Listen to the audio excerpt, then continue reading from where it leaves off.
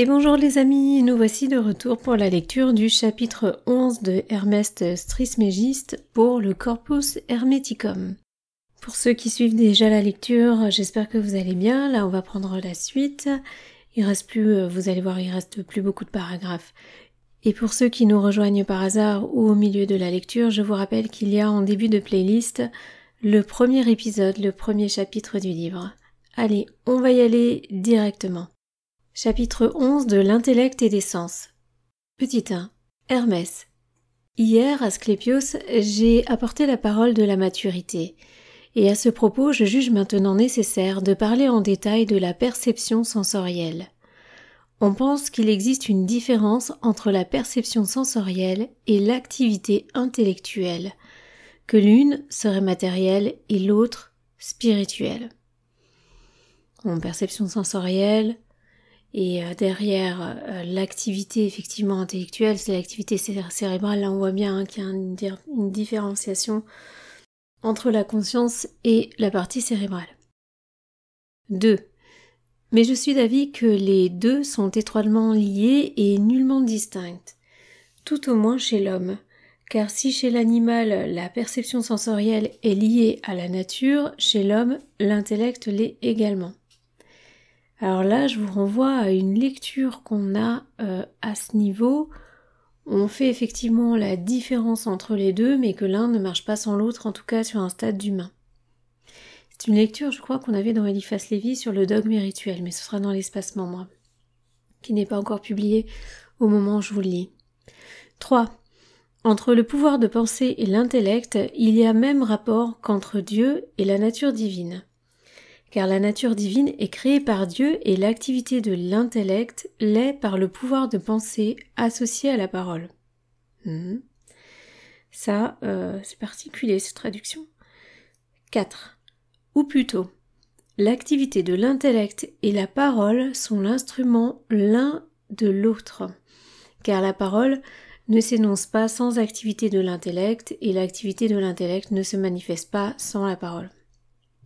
5. La perception sensorielle et l'activité de l'intellect pénètrent donc simultanément dans l'homme, comme enlacées l'une à l'autre, car il n'y a pas d'activité de l'intellect sans perception sensorielle, ni de perception sensorielle sans activité de l'intellect. 6. Cependant, on peut concevoir l'activité de l'intellect sans perception sensorielle directe, comme les présentations qui ont lieu en rêve. Comme les représentations qui ont lieu en rêve. 7. Je suis d'avis que ces deux activités, quand elles sont excitées, s'éveillent à l'apparition des images du rêve. 8. Car le corps astral et le corps matériel interrogent la perception. Et lorsque ces deux parties de la perception s'associent, la pensée évoquée par l'intellect s'exprime par la conscience. 9. L'intellect enfante toutes les images de la pensée, les bonnes quand il reçoit les semences de Dieu, les impies quand elles proviennent de l'un des démons, car il n'y a nul lieu au monde où les démons ne soient, j'entends, les démons privés de la lumière de Dieu. Ils s'insinuent en l'homme et y sèment les germes de leur propre activité. L'intellect est fécondé par cette semence et engendre impudicité, crime, irrespect filial, sacrilège, impiété, je vais mettre mort par pendaison, là j'ai dû changer le mot, ou en se jetant du haut des rochers et une foule d'autres choses qui sont l'œuvre des démons. Bon. D'accord, c'est sympathique. Quant aux semences de Dieu, elles sont moins nombreuses, là on est au numéro 10, elles sont moins nombreuses mais grandes, belles et bonnes. Ce sont la vertu, la tempérance et la béatitude en Dieu. La béatitude en Dieu, c'est la gnose, donc le savoir, la connaissance qui est de Dieu et en Dieu. Qui possède cette connaissance est rempli de tout le bien et reçoit de Dieu ses pensées, très différentes de celles de la foule. 11. De là vient que ceux qui marchent dans la sagesse ne plaisent pas à la foule et que la foule ne leur plaît pas. Ils sont considérés, c'est parce qu'il y a le mot gnose, c'est pour ça que j'ai hésité. Ils sont considérés comme insensés, objet de moquerie et de raillerie, haï et méprisé, parfois même mis à mort. Car je l'ai dit, c'est ici-bas que le mal doit habiter, parce que c'est ici-bas qu'il est né. Ça, faudrait voir, ça aurait été sympa qu'il détaille ça. Que le mal est né ici-bas. Aussi la terre était son domaine et non le monde, comme le prétendent certains blasphémateurs. Je vais relire ça. Aussi la terre est-elle son domaine et non le monde, comme le prétendent certains blasphémateurs. C'est pas rien cette phrase. 12. Mais celui qui se tient devant Dieu dans le respect et l'amour supportera tout parce qu'il a part à la gnose, donc au savoir. Tout lui devient bon, même ce qui est mauvais pour autrui. Et si on lui dresse des embûches, il donne tout en offrande au savoir et fait à lui seul tourner le mal en bien. 13. Je reviens maintenant à mon discours sur la perception. Le propre de l'homme est donc l'association entre perception et intellect. Mais je l'ai déjà dit, tout homme ne fait pas forcément fructifier son intellect, et en effet, il y a l'homme matériel et l'homme véritable, spirituel. L'homme matériel lié au mal reçoit des démons, ai-je dit, le germe de ses pensées. L'homme spirituel lié au bien est sauvé par Dieu dans son salut. 14. Dieu, le démiurge de l'univers, façonne toutes ses créatures à sa ressemblance. Dieu, le démiurge de l'univers, façonne toutes ses créatures à sa ressemblance. Mais celles-ci, bonnes selon leurs principes, mésusent de leur force active. Je ne connaissais pas ce mot. De là le tribut que doit payer la terre qui, broyant tout, produit des espèces aux caractères divers, souillant les unes par le mal, purifiant les autres par le bien.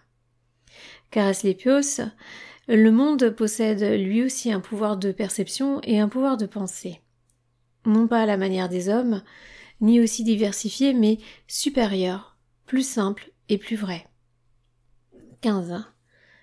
Car la perception est le pouvoir de pensée du monde, outil créé à cette fin, par la volonté de Dieu, donne forme à toutes choses et les font disparaître ensuite eux-mêmes, afin que gardent en eux toutes les semences reçues de Dieu. Il crée toutes choses conformément à leurs tâches et vocations propres, et les dissolvent à nouveau, les renouvelle toutes. C'est pourquoi, en habile jardinier de la vie, il les renouvelle après les avoir dissoutes en les faisant se manifester différemment. 16. Il n'est rien qui du monde n'ait reçu la vie, en même temps que le monde fait tout venir à l'existence. Il emplit toute vie. Il emplit tout de vie. Il est à la fois le lieu et le créateur de la vie. 17. Les corps sont constitués de matières de nature diverses. Partie de terre, partie d'eau, partie d'air, partie de feu. Tous sont des corps plus ou moins composés. Les plus complexes sont les plus lourds, les plus simples et les plus légers. 18. La vitesse de manifestation des formes produit ici-bas la variété bigarrée de ces espèces. Car le souffle continuellement actif du monde transmet sans cesse au corps de nouvelles propriétés, ainsi que la plénitude de la vie. 19. C'est ainsi que Dieu est le Père du monde et le Créateur de tout ce qu'il contient. Le monde est le Fils de Dieu et tout ce qui est dans le monde est formé par le monde. 20. Aussi le monde est-il juste appelé cosmos, c'est-à-dire ordre, parure, ornement. En effet, il ordonne l'univers et orne grâce à la diversité du créé, à la continuité de la vie, à l'ardeur infatigable de la force de manifestation, à la diligence du destin, à la combinaison des éléments et à l'ordonnance de tout ce qui vient à l'existence. Le monde est donc appelé cosmos tant en raison de ses lois fondamentales que de son ordonnancement. 21. Ainsi, chez tous les êtres vivants, la perception et l'activité de l'intellect pénètrent en eux en eux de l'extérieur, comme sur le souffle qui les entoure. Mais le monde les a reçus de Dieu une fois pour toutes à sa naissance. 22. Dieu n'est pas, comme certains le pensent, dépourvu de perception et d'intellect. Ceux qui le disent lui font injure par un faux respect. Car toutes les créatures, asclépios, sont en Dieu. Elles sont formées par Dieu et dépendent de lui. Qu'elles se manifestent comme corps matériel, qu'elles s'élèvent comme être âme, qu'elles soient vivifiées par l'esprit ou admises dans le domaine des morts, toutes sont en Dieu. 23. Ou plutôt, Dieu ne contient pas en lui toutes les créatures. Il est lui-même toutes les créatures. Il ne se les adjoint pas de l'extérieur, mais c'est de son être propre qu'il les procrée et lui-même qui les fait se manifester. 24. Et la perception et le pouvoir de penser de Dieu, c'est le mouvement perpétuel de l'univers et jamais il n'arrivera que la moindre chose existante, c'est-à-dire que la plus infime partie de Dieu ne se perde. Car Dieu contient tout en lui. Rien n'est en dehors de lui et il est en tout. 25. Si tu peux concevoir ces choses, Asclépios, tu les reconnaîtras comme vraies. Si tu ne les comprends pas, elles te paraîtront peu dignes de foi, car comprendre vraiment, c'est posséder la foi vivante, tandis que manquer de foi, c'est manquer de pénétration intérieure. Ce n'est donc pas l'intellect qui atteint la vérité, mais c'est l'âme reliée à l'esprit qui a le pouvoir, une fois guidée dans cette voie par l'intellect, d'avancer en hâte vers la vérité.